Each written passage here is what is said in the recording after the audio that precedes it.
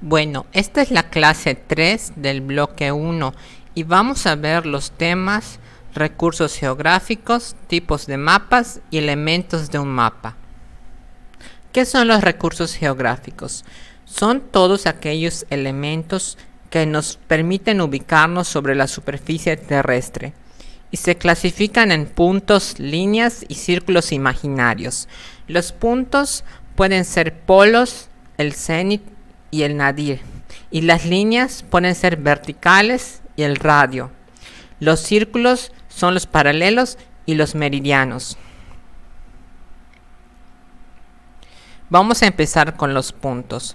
Los puntos son los extremos imaginarios de nuestro planeta por donde pasa el eje de rotación y son polo norte y polo sur. Otros puntos son el cenit y el nadir. El cenit es el punto de la bóveda celeste que se halla exactamente por encima del observador. Y el nadir es el punto opuesto. Es el punto que se halla exactamente por debajo del observador. En cuanto a las líneas, pueden ser verticales o radios. Una vertical es una línea que une cualquier punto con el centro de la Tierra. Y los radios son las líneas que unen cualquier punto de la superficie terrestre con el centro de la Tierra. La diferencia es que las verticales pueden unir cualquier punto, ya sea sobre la superficie o fuera de la superficie con el centro de la Tierra. Y los radios únicamente unen puntos sobre la superficie terrestre con el centro de la Tierra. Entre una de las líneas imaginarias más importantes está el eje de rotación, que es la línea imaginaria que atraviesa el centro de la Tierra y sobre la cual la Tierra gira sobre sí misma. Los círculos pueden ser paralelos y meridianos. Los paralelos y meridianos nos sirven para determinar las coordenadas y se miden en grados, minutos y segundos. Aquí vemos el ejemplo de una coordenada geográfica, que es 23 grados, 2 minutos, 17 segundos. Los círculos más importantes son los círculos máximos, los cuales nos sirven de referencia, y son Ecuador y meridiano de Greenwich. Ambos son 0 grados. El Ecuador es el paralelo máximo que pasa por el país llamado Ecuador, y el meridiano de Greenwich es el meridiano 0 grados que pasa por el distrito de Greenwich en Inglaterra. Ahora, aquí vemos algo importante. Los meridianos son los círculos verticales, como aquí vemos una esfera terrestre. Se llaman círculos porque circunscriben a la Tierra de manera vertical.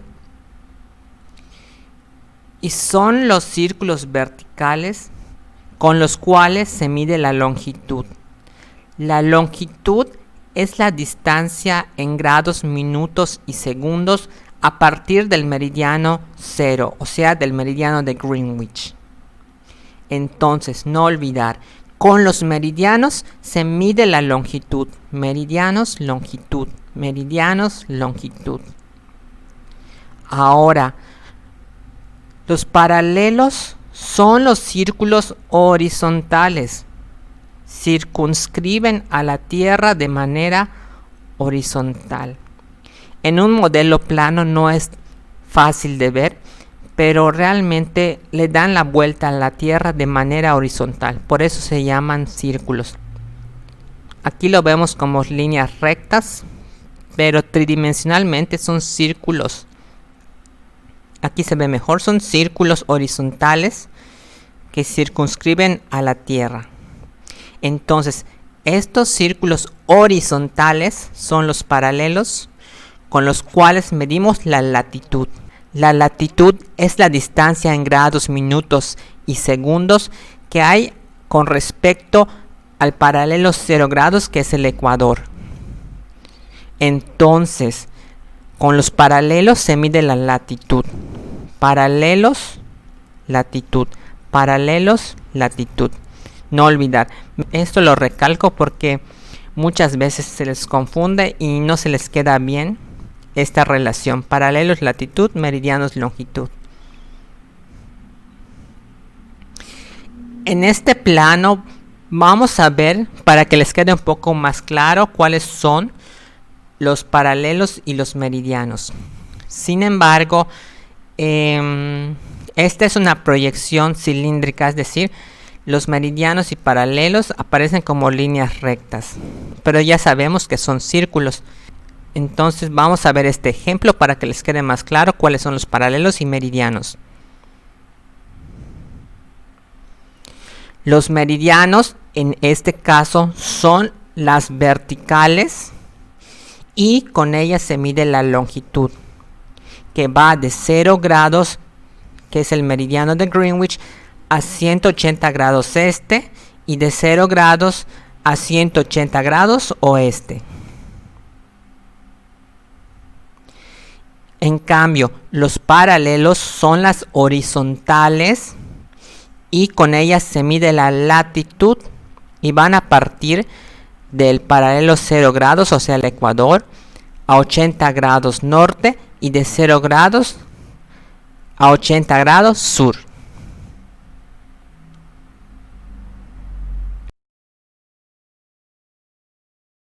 Vamos a hacer un pequeño ejercicio para que sepan cómo van a resolver la actividad 1, inciso C, que son las coordenadas geográficas. Para escribir una coordenada geográfica, primero debemos encontrar los paralelos, o sea, encontrar la latitud. Primero tenemos que hallar la latitud para escribir nuestra coordenada geográfica. En este caso nos piden la Ciudad de México, que es este punto rojo. Encontramos primero la latitud, que es 20 grados. Entonces tenemos que poner si es norte o sur. Entonces, como está por arriba del ecuador, es norte. Ok, ya tenemos la latitud. Ahora vamos por la longitud, que se mide a partir del meridiano de Greenwich, 0 grados. Y vamos de 0 grados hacia el oeste, 20 grados, 40, 60, 80, 100. Entonces, como está de este lado del meridiano de Greenwich, es oeste. Entonces, la escritura correcta de nuestra coordenada es latitud 20 grados norte, 20 grados norte, longitud 100 grados oeste. Así como está, van a escribir sus coordenadas en la actividad. Primero escriben latitud, luego el número 20 grados, por último si es norte o sur. Después se escribe la longitud. Escriben longitud, los números 100 grados y luego ponen dónde está, si en el este o en el oeste. Así, con este orden, con este mismo orden, van a escribir sus coordenadas en la actividad 1, inciso C. Ahora vamos a ver un concepto importante que es la altitud. La altitud es la distancia que hay de un objeto sobre el nivel del mar. En cambio, la altura es la distancia que hay de un objeto sobre la superficie terrestre. No es lo mismo altitud que altura. La altitud toma como referencia el nivel del mar y la altura toma como referencia la superficie terrestre. No confundir altitud con altura. Pero ¿para qué nos sirven los paralelos y meridianos? Además de facilitar la ubicación geográfica, nos sirven para, entre otras cosas, definir zonas térmicas, dividir la Tierra en hemisferios, también para establecer zonas horarias. ¿Qué son las zonas térmicas? Son zonas de diferentes temperaturas determinadas por la cantidad de radiación que les llega del Sol. En esta imagen vemos a la Tierra, que es un esferoide, o sea, es más o menos esférico, no es completamente esférico. Y aquí vemos que la radiación, que los rayos solares inciden principalmente en el ecuador. En las partes más alejadas del ecuador, vemos que los rayos del sol son más oblicuos, es decir, llegan más inclinados, con menos intensidad. lo cual disminuye la temperatura y por lo tanto cambia la fauna en estos lugares, cambia la flora. Entonces, las zonas térmicas son zonas caracterizadas por una determinada temperatura debido a la cantidad de radiación solar que le llega. Para establecer las zonas térmicas se han tomado como referencia una serie de paralelos. La zona tropical se encuentra entre dos trópicos, el trópico de Cáncer y el trópico de Capricornio. El trópico de Cáncer es el paralelo 23 grados 27 minutos norte y el trópico de Capricornio es el paralelo 23 grados 27 minutos sur. La zona templada se halla entre un trópico y un círculo polar. La zona templada del norte se halla entre el trópico de Cáncer, 23 grados 27 minutos norte, y el círculo polar ártico, 63 grados 33 minutos norte. La zona templada del sur se halla entre el trópico de Capricornio, que es 23 grados 27 minutos sur, y el círculo polar antártico, que es 66 grados 33 minutos sur.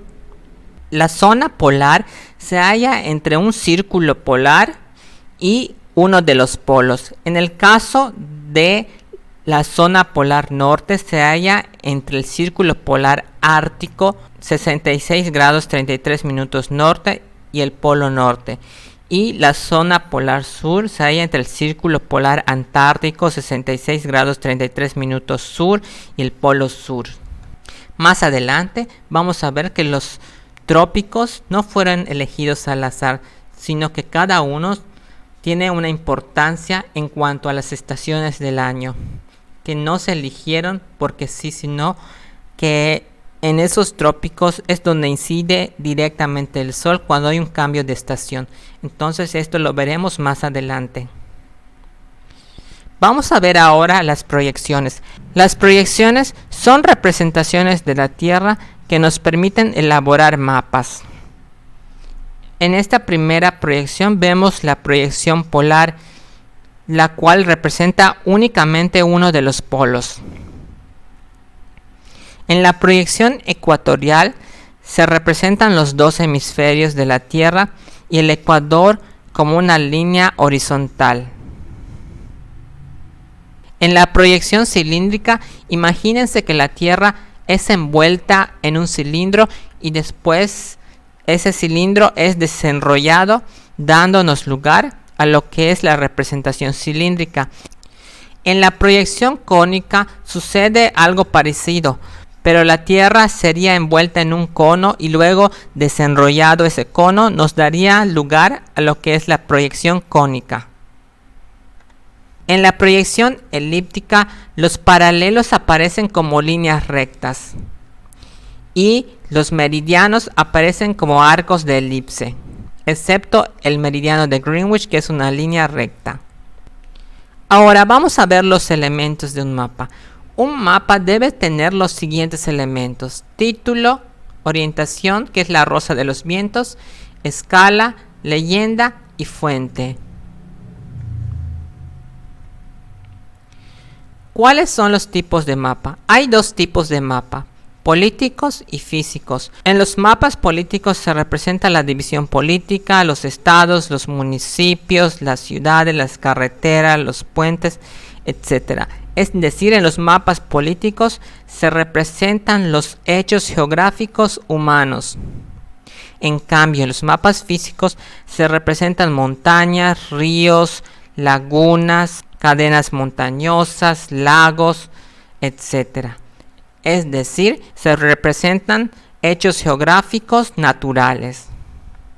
Los mapas políticos nos pueden ayudar a entender los procesos políticos, históricos y administrativos de un país. Por ejemplo, aquí vemos cómo era el mapa de México antes de perder una parte de sus territorios y cómo es el mapa de México en la actualidad.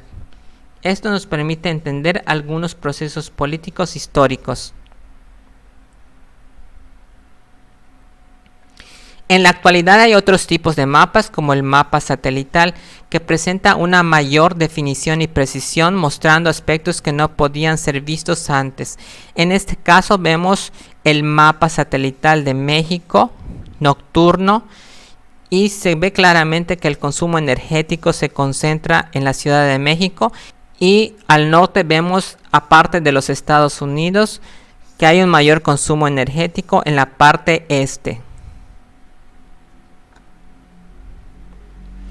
Otro de los elementos importantes de los mapas son las escalas, que pueden ser numéricas y gráficas. Las escalas nos permiten hacernos una idea de las dimensiones reales del terreno o el territorio estudiado. Por ejemplo, en este caso la escala 1 es igual a 10.000. En otras palabras, 1 centímetro es igual a 10.000 centímetros. Este es un ejemplo de escala gráfica. En la escala gráfica, cada área sombreada de negro o de blanco representa una determinada distancia. En este caso, cada área sombreada o no sombreada representa 100 kilómetros. Ahora vamos a ver la rosa de los vientos. La rosa de los vientos nos sirve para ubicarnos en un mapa y consta principalmente de 4 puntos: norte, sur, este y oeste. Al norte también se le llama septentrión o boreal. Por eso también al hemisferio norte se le llama hemisferio septentrional o boreal. Al sur también se le llama meridión o austral. Por eso también al hemisferio sur se le conoce como hemisferio meridional o austral. Al oeste también se le conoce como occidente o poniente. Por eso al hemisferio oeste también se le conoce como hemisferio occidental o hemisferio poniente. Al este también se le conoce como oriente o levante. Por eso al hemisferio este también se le conoce como hemisferio oriental o hemisferio levante. Si queremos hacer más específica nuestra rosa de los vientos, más precisa, podemos agregarle más puntas. En este caso se le agregó el noreste, el sureste, el suroeste y el noroeste. Por último, vamos a ver las leyendas. Las leyendas de los mapas son símbolos o dibujos que nos ayudan a identificar puntos importantes de un lugar o región. Hacen que sea más práctica la lectura de un mapa. Aquí tenemos algunas leyendas de ejemplo. Por ejemplo, tope, sitio arqueológico, carretera, gasolinera, supermercado, bomberos, carretera, río, etc. Las leyendas hacen más fácil la lectura de un mapa, ya que no tenemos que estar poniendo toda la descripción, sino que con un símbolo basta. Otros ejemplos de leyendas son monumento colonial, farmacia, restaurante, etc. Bien, ya acabamos con la clase y solo falta la pregunta de participación. En la pregunta de participación van a contestar lo siguiente: ¿alguna vez te has extraviado? En caso de respuesta afirmativa, ¿cómo te orientaste? ¿Recurriste a un policía de tránsito, un sitio de ayuda turística? ¿Usaste alguna aplicación? ¿Usaste algún mapa o le preguntaste a algún transeúnte? Y en caso de respuesta negativa, ¿cómo te orientarías? ¿A quién acudirías? ¿Usarías una aplicación? ¿Qué harías en ese caso? Bueno, es todo por la clase de hoy. Muchas gracias por su atención.